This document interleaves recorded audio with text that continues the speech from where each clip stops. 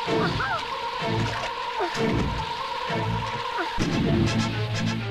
छोड़ो मेरे टीचर को।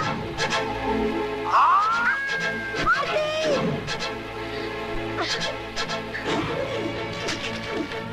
आरती आरती आरती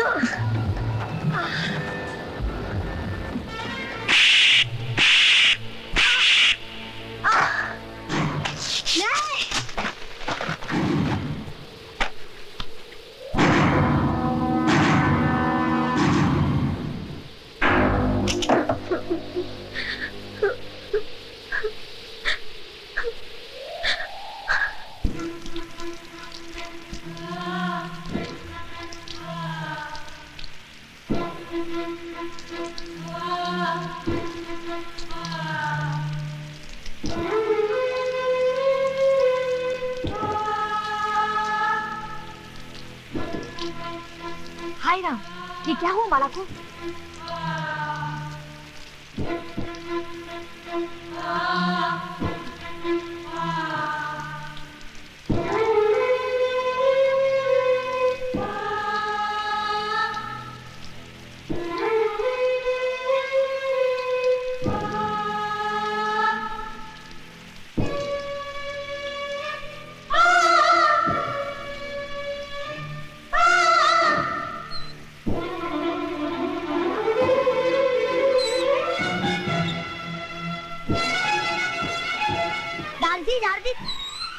दारजी देखो माला दीदी को क्या हो गया? नहीं!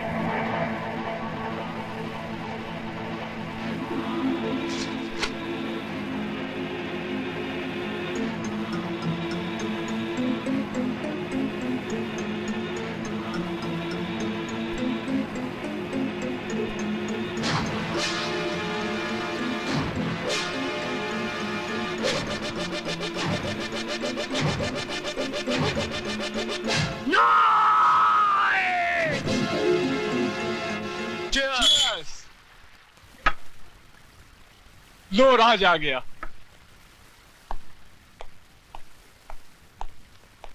राज, आज बहुत देर कर दी, कहाँ रह गया था? हिसाब बराबर करने में जरा वक्त लग गया। हिसाब? कैसा हिसाब? तुम शायद भूल गए, प्रकाश की शादी में एक लड़की ने मेरे मुंह पर तमाचा मारा था। हाँ तो? आज मैंने उसके मुंह पर ऐसा तमाचा मारा है कि अब वो जिंदगी भर सर उठाकर जी नहीं सकेगी। हरामजादे!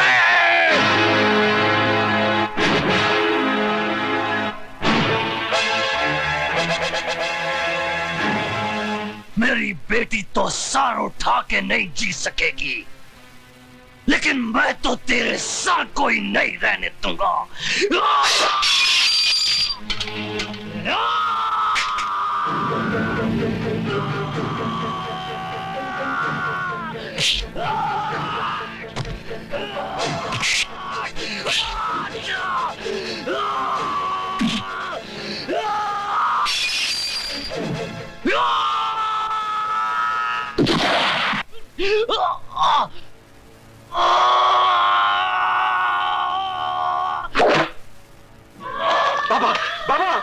बाप ठीक तो है ना बाबा? Arrest him. विनोद, छोड़ दे मुझे।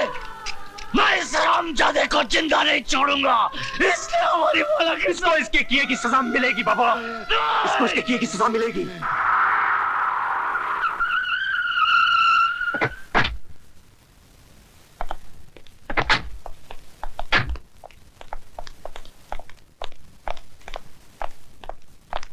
आइए।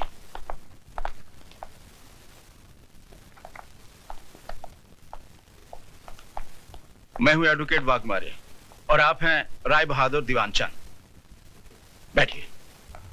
और ये है इनके बेटे राज का बेल ऑर्डर।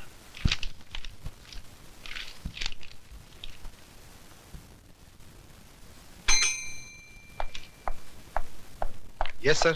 324 वाले को ले आओ। Okay sir. हे, चलो, साहब ने तुमको बुलाया। आइए राज साहब, आइए बैठिए।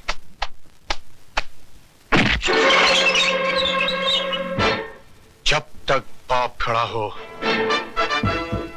बेटे को नहीं बैठना चाहिए। लेकिन इनके बाप तो ये हैं और ये बैठे हुए हैं।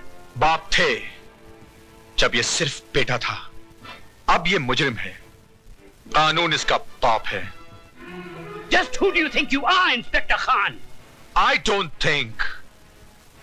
I know who I am. मैं भारत सरकार का सिपाही हूं, जिसे हक दिया गया है कि जो कानून की लकीर पर पांव रखे उसके पांव काट कर फेंक दो। इंस्पेक्टर खान, तुम्हें यह वर्दी सिर्फ इसलिए मिली कि तुम मुजरिम को गिरफ्तार करो, इसलिए नहीं कि तुम उसे सजा भी दो। और आपको यह काला कोट इसलिए दिया गया है कि आप सच्चाई को अदालत के सामने पेश करें, इसलिए नहीं कि अपने मौकिल की भड़वागिरी करें। अरे जिस रुमाल से आप अपना मुंह साफ करते हैं, उसी रुमाल से आप अपने मौकिल की गंदगी साफ करते हैं। वाह, आपकी तो तारीफ करनी पड़ेगी इंस्पेक्टर खान। एक पब्लिक सर्वेंट होके पब्लिक के साथ कैसा सलूक कर रहे हैं। थोड़ी तारीफ अपने बेटे की नहीं करेंगे, जिसने एक मासूम लड़की की इज्जत छोटे छोटे बच्चों के सामने नीलाम कर दी। तुम मिडिल क्लास के हो ना, तुम्हें क्या मालूम कि अय्याशी क्या होती है, दौलत का नशा क्या होता है। वो सारा नशा 7 साल की सजा सुनते ही उड़ जाएगा। वो मैं अदालत में देख लूंगा। चलो बेटे, let's get the hell out of here.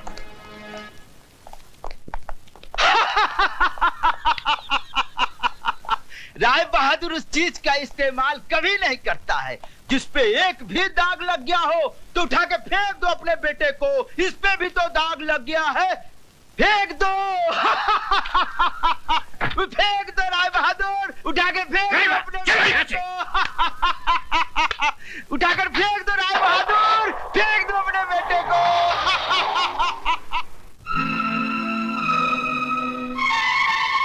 Rai Bahadur उस चीज का इस्तेमाल कभी नहीं करता है जिस पे एक भी दाग लग गया हो तो उठा के फेंक दो अपने बेटे को। इस पे भी तो दाग लग गया है। अरे जिस रुमाल से आप अपना मुंह साफ करते हैं, उसी रुमाल से आप अपने मौकिल की गंदगी साफ करते हैं।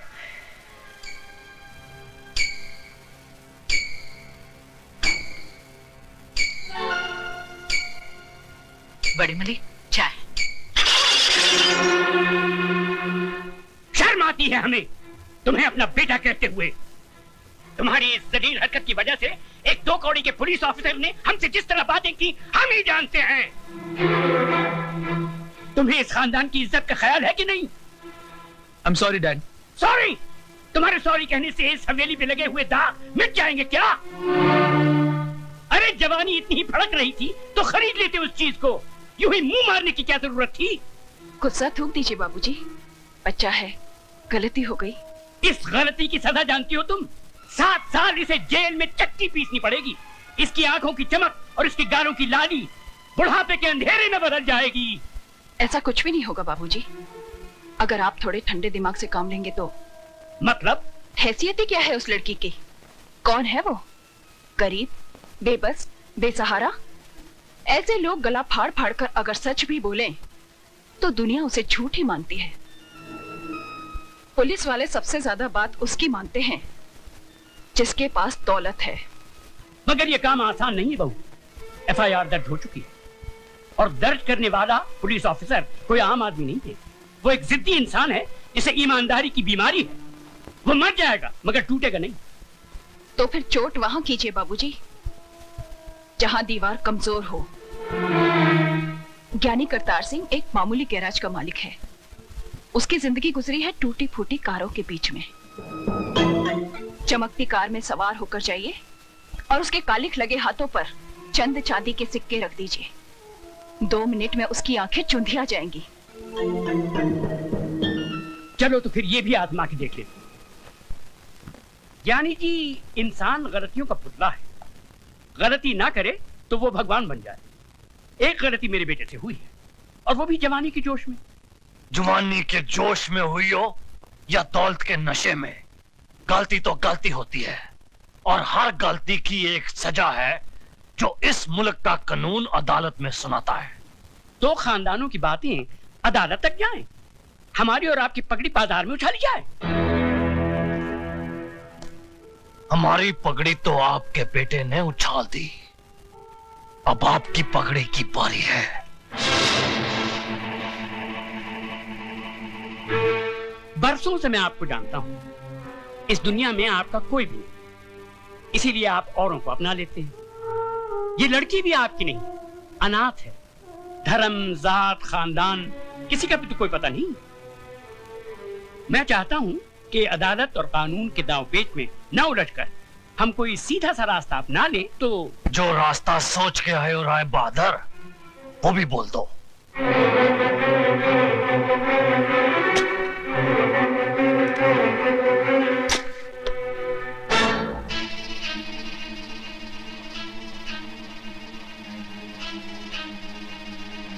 ये 2 लाख रुपए हैं। उस लड़की ने इतनी बड़ी रकम देखना तो दूर, सोचा भी नहीं होगा। ये आप उसे दे दीजिए, वो इस शहर से कहीं दूर जाकर एक नई जिंदगी शुरू कर सकती है।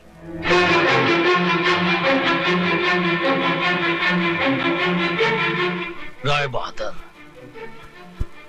सुझाव तुम्हारा बहुत अच्छा है। जरा 1 मिनट यहीं ठहरना, जाना नहीं। 1 मिनट। हाँ,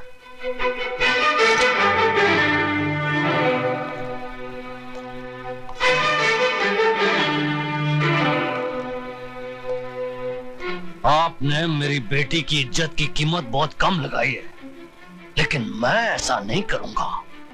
ये 2 लाख नहीं, 4 लाख रुपए हैं।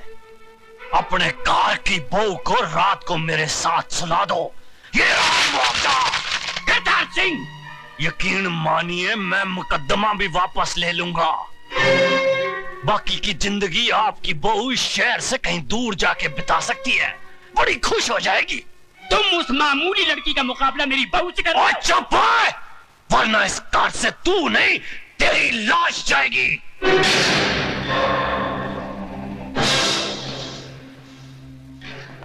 वो दौलत का जिन्ना जोर लगाना लगा ले। जेल की चक्की ना पिसवा दी ना तेरे बेटे को, तो मेरा नाम सरदार करतार सिंह नहीं। फुटे चक देगा तुहाडे सबदे।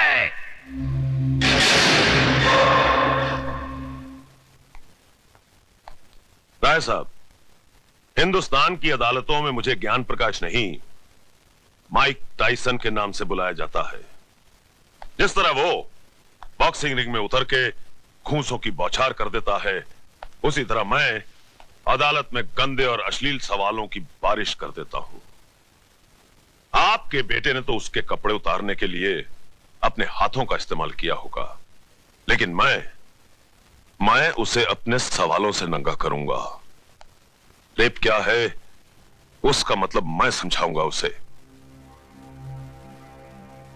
अदालत में जब बलात्कार का मुकदमा चलता है तो ऐसा लगता है कि यह अदालत नहीं, जिस्म बेचने का बाजार है, जहां औरत के जिस्म के हर उस हिस्से की बात होती है जिसे भगवान ने शर्म की मिट्टी से संवारा है। माला, तुम सुन रही हो ना? आप बोलते जाइए। जानती हो कैसे कैसे सवाल पूछे जाएंगे? जब तुम्हारा बलात्कार हो रहा था तो तुम्हारी साड़ी कहां थी? जांघों के ऊपर या जांघों के नीचे? ब्लाउज कहाँ था? बदन पे था या उतार लिया गया था? रेप करने वाले के हाथ तुम्हारी जांघों पर थे या तुम्हारे स्तन पर? चुप कर वकीला, चुप कर। अगर मेरी बेटी से ऐसे गंदे गंदे सवाल पूछे जाएंगे तो नहीं चाहिए मुझे इंसाफ। लेकिन मुझे चाहिए इंसाफ। क्या पूछेगा वो वकील? यही ना कि उस लड़के का हाथ कहाँ था, जांघों पर या छाती पर? छाती क्या होती है वो मैं उसे बताऊंगी। यह है छाती, जिसका दूध पीकर हर मर्द की छाती चौड़ी होती है। इसे कहते हैं स्तन। अगर अपनी माँ का दूध पीते वक्त ठीक से न देख सका हो तो मैं उसे दिखाती हूँ। मैं औरत हूँ और मुझे फक्र है कि मैं वो काम कर सकती हूँ जो दुनिया का कोई भी मर्द नहीं कर सकता। अपने जिस्म में एक नए इंसान को जन्म दे सकती हूँ।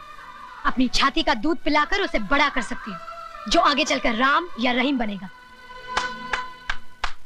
शाबाश माला, शाबाश। अगर हिंदुस्तान की हर औरत तुम्हारी तरह बेखौफ हो जाए तो इस समाज में औरत को वही दर्जा मिलेगा जो उसे मिलना चाहिए। शाबाश।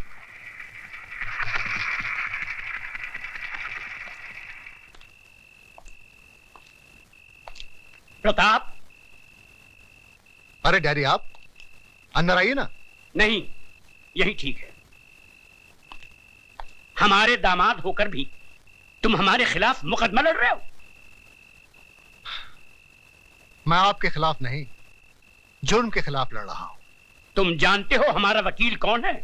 जानता हूं, मिस्टर ज्ञान प्रकाश, जो आज तक कोई भी मुकदमा नहीं हारा, लेकिन इस बार वो हारेगा। क्या सुधा को मालूम है कि तुम हमारे खिलाफ? डैडी, मुझे सिर्फ मालूम ही नहीं है, बल्कि मैंने खुद इनसे कहा था कि माला का मुकदमा ये लड़े। सुधा, तुमने? डैडी, राज के जुर्म को छुपाइए मत, वरना एक दिन। मैं तुम्हारा भाषण सुनने नहीं आया हूं यहाँ। तो फिर आप जा सकते हैं।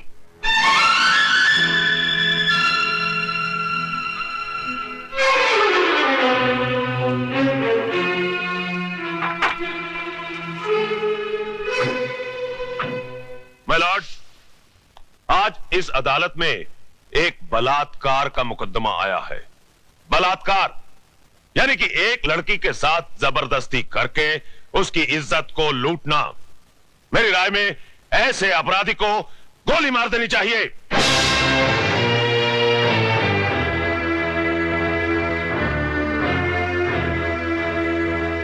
अगर एक लड़की अपनी मर्जी से एक लड़के के साथ हम बिस्तर होती है और उसके बाद अपने कपड़े खुद ही फाड़ती है, अपने बाल बिखेरती है और अपने ही नाखूनों से अपने बदन पे निशान लगाकर चिल्लाती है, बचाओ बचाओ मेरा बलात्कार हो गया, तो क्या अदालत मान लेगी? I object your honour.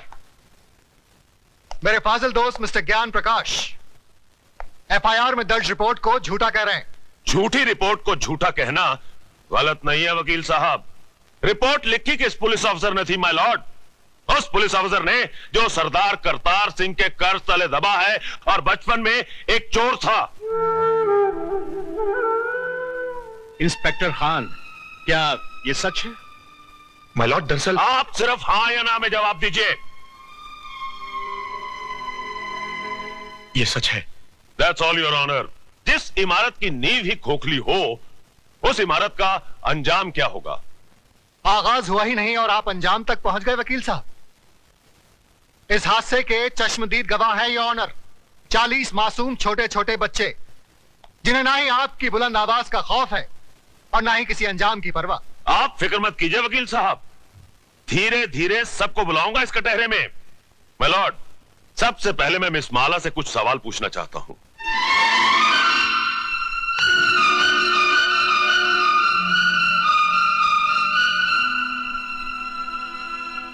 Miss माला, आपका यह कहना है कि मेरे मुवक्किल मिस्टर राज ने आपके साथ बलात्कार किया, लेकिन मेरा यह कहना है कि आप अपनी मर्जी से उनके साथ हम बिस्तर हुई और उसके बाद उन्हें बदनाम करने के लिए आपने उन पे इल्जाम लगाया कि उन्होंने जबरदस्ती आपकी इज्जत ऐसा लूटी। धंधा आपके खानदान की लड़कियां करती होंगी, मैं नहीं करती। You bloody! खबरदार, जो एक भी लफ्ज गलत बोला तो आपको शर्म नहीं आती अपनी बेटी जैसी लड़की से ऐसी बात कहते हुए? मिस माला, ये मंदिर नहीं जहां पर वचन किया जाए, ये अदालत है जिसमें एक मासूम की जिंदगी का फैसला होने वाला है। जिसने मेरी जिंदगी को गाली बना दिया वो आपको मासूम लग रहा है? इसलिए कि उसने आपके जेब में हरे हरे नोट भर दिए। अगर नोटों के लिए ऐसे ही अपने जमीर को बेचते रहे तो एक दिन इसी कटहरे में मेरी जगह आपकी बेटी खड़ी होगी, जो ऐसे किसी रईस के बेटे की हवस की शिकार हुई होगी। उस दिन न तो ये नोट आपके काम आएंगे और न ही आपकी आवाज गले से बाहर निकलेगी। गुनहगार को सजा दिलवाने के बजाय आप उसकी तरफदारी कर रहे हैं। तुम जैसे वकीलों को तो जन्म देकर तुम्हारी माँ भी पछता रही होगी। Order order. आप क्या ऑर्डर किए जा रहे हैं? क्या आप सबका जमीर मर गया है? ये वही हिंदुस्तान है जहाँ औरतों को पूजा जाता था, कभी सीता के रूप में तो कभी सावित्री के रूप में।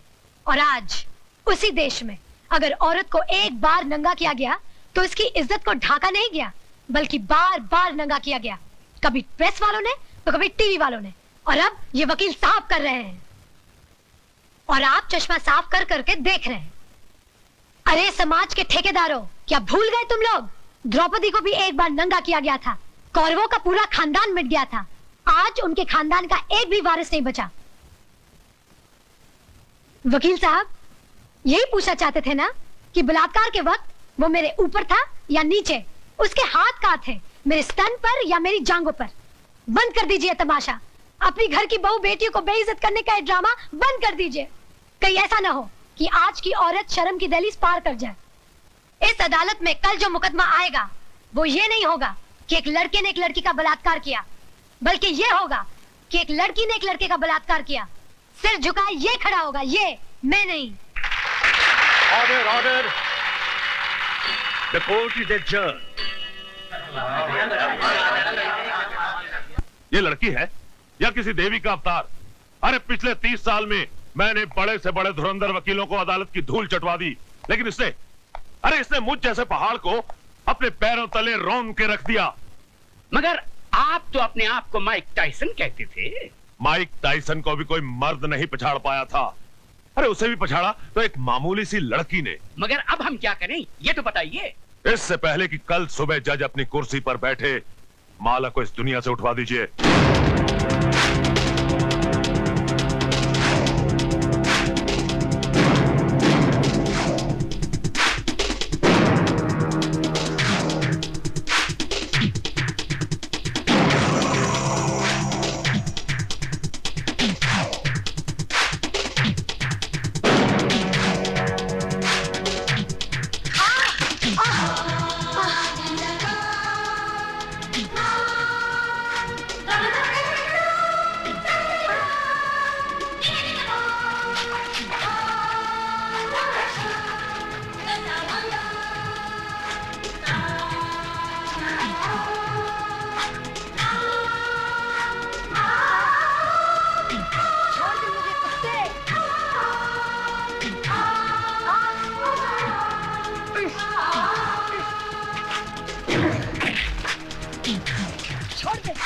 छोड़ दे मुझे।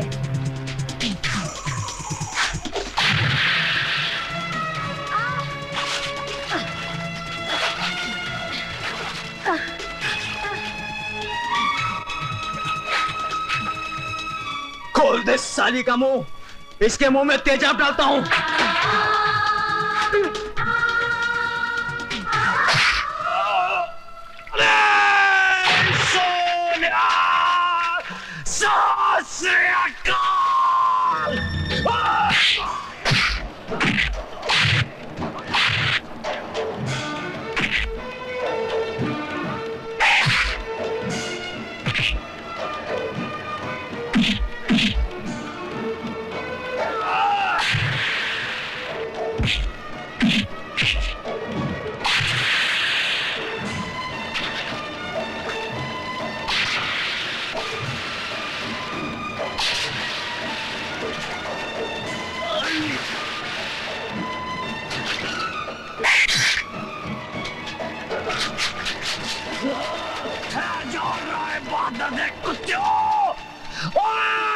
सरदार करतार सिंह तोड़े फटे चक देगा। क्या राय बहादुर पैर के टकेलू। मिलोड, पिछले 30 सालों से मिस्टर ज्ञान प्रकाश इंसाफ के इस मंदिर की चौखट पर अपना माथा टेकते आए हैं। इस देवी के चरणों में श्रद्धा के फूल चढ़ाते आए हैं, क्योंकि ये अब तक हर मुकदमा जीतते आए, लेकिन आज जब पहली बार इन्हें शिकस्त की हल्की सी झलक दिखाई दी तो ये बौखला गए। इंसाफ के इस मंदिर से इनका विश्वास उठ गया, इस देवी में इनकी श्रद्धा टूट गई और इन्होंने अपने हाथों में इंसाफ के तराजू की जगह दौलत की तलवार उठा ली। मेरी मुवक्किल माला को इस दुनिया से उठाने का फैसला कर लिया, उस पर कातिलाना हमला करवाया। अगर यकीन नहीं आता मिलॉर्ड तो आप खुद ही देख लीजिए माला के जिस्म पर पड़े हुए जख्मों के ये निशान। मैं अपने फाजिल दोस्त से यह पूछना चाहूंगा कि अगर इस मुकदमे का फैसला अदालत के बाहर ही करना था तो इस अदालत में आने का ढोंग क्यों रचाया जा रहा है? जब इन मासूम बच्चों के बयान के बगैर इस मुकदमे को अंजाम तक पहुंचाया जा सकता है तो फिर इन्हें क्यों बुलाया गया है? अगर ताकतवर अपनी ताकत के जोर पर ही मुकदमे का फैसला करवा सकता है तो यह अदालत क्यों बनाई गई है? अगर गरीब और बेबस को इंसाफ नहीं दिया जा सकता तो बंद कर दीजिए यह अदालत। रुक जाइए जज साहब, आप अपना फैसला सुनाए इससे पहले मैं आपसे एक सवाल पूछना चाहती हूँ। पूछो। अगर मुकदमा ये वकील साहब जीत गए तो इन्हें ढेर सारे नोट मिलेंगे और इनका मौकिल छूट जाएगा, और अगर ये वकील साहब जीत गए तो इस आदमी को 7 साल की सजा हो जाएगी। दोनों ही सूरतों में मुझे क्या मिला? कानून ने मेरे साथ क्या इंसाफ किया? जो इंसान कानून की मर्यादा को तोड़ता है कानून ही उसे सजा देता है। मर्यादा मेरी तोड़ी गई है, कानून की नहीं। इज्जत मेरी लुटी है, कानून की नहीं। Order order. क्या मैं माथे पे लगे इस कलंक के साथ जी सकूंगी? कौन थामेगा मेरा हाथ? कौन भरेगा मेरी मांग में सिंदूर? किसके नाम का मंगलसूत्र मैं पहनूंगी अपने गले में? अरे इस देश में तो सीता माँ को भी अग्नि परीक्षा के बाद माफ नहीं किया गया था, फिर मैं तो एक मामूली सी लड़की हूं। हर लड़की बचपन से एक ख्वाब देखती है, एक दिन उसकी बारात आएगी, उसका राजा घोड़े पे सवार होकर उसे ब्याह कर डोली में ले जाएगा। पर मेरा ये ख्वाब आ भी रह गया।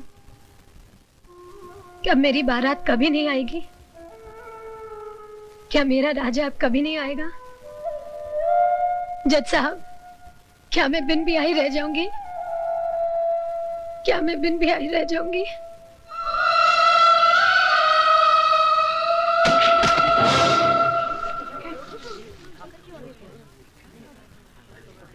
हाँ, अपने आप को दादा कहते हैं। सारा शहर कांपता है इनसे, मगर एक मामूली सी लौंडिया को खत्म नहीं कर पाए। अरे लानत है तुम पे और तुम्हारे आदमियों पे। अब खड़ा खड़ा मुंह क्या देख रहा है? Gate the hell out of here you stupid asshole.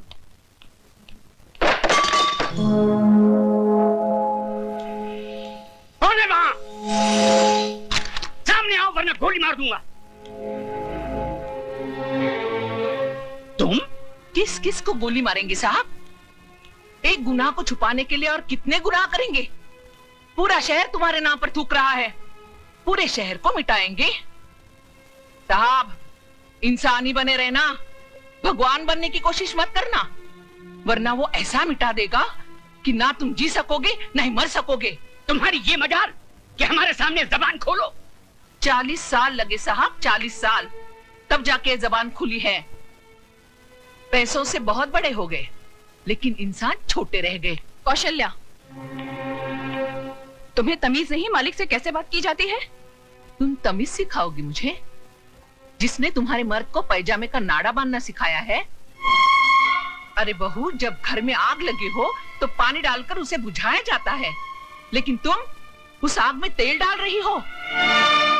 अगर इसी रफ्तार से तेल डालती रही तो कुछ ही दिनों बाद यहाँ हवेली नहीं शमशान घाट होगा। इनफ इज इनफ, नमक हराम, दफा हो जाए यहाँ से। और खबरदार जो फिर इस दहलीज पे कदम रखा। फिक्र मत करो साहब, तुम्हारी दहलीज पर पैर तो क्या, उस पर थूकूंगी भी नहीं।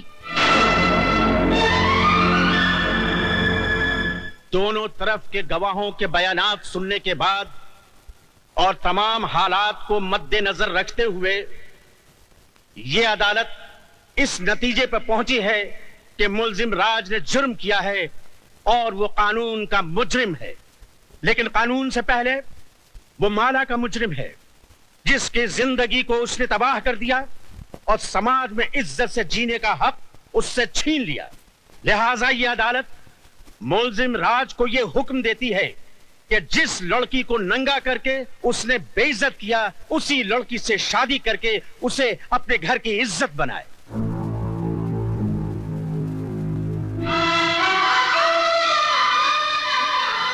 चौबीस घंटे के अंदर अंदर अदालत के इस फैसले की तामील की जाए।